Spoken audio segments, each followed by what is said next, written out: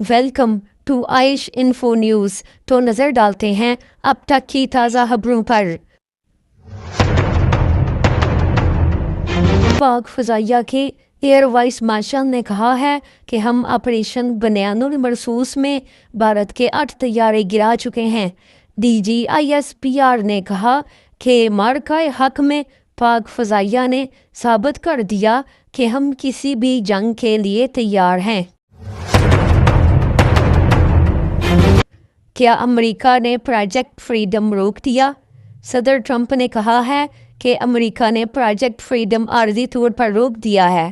واضح رہے کہ پروجیکٹ فریڈم امریکہ کا ایسا منصوبہ ہے جس میں امریکی بحریہ آبنائے ہرمز میں پھنسے ہوئے تجارتی جہازوں کو آبنائے ہرمز سے نکلنے میں مدد دے گی تاکہ وہ آبنائے ہرمز سے باہر نکل سکیں۔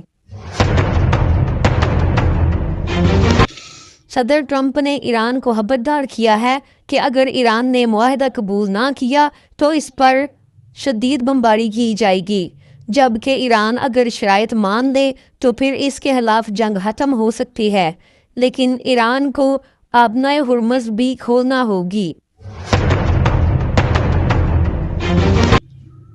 امریکہ سے خبر ہے کہ ایک امریکی اخبار کے مطابق ایران امریکہ جنگ میں امریکہ کو ہونے والا نقصان اس سے کہیں زیادہ ہے جس کا دعویٰ امریکہ نے کیا۔ امریکی فوجی تنصیبات کو ہونے والا نقصان امریکی دعووں سے کہیں زیادہ ہے۔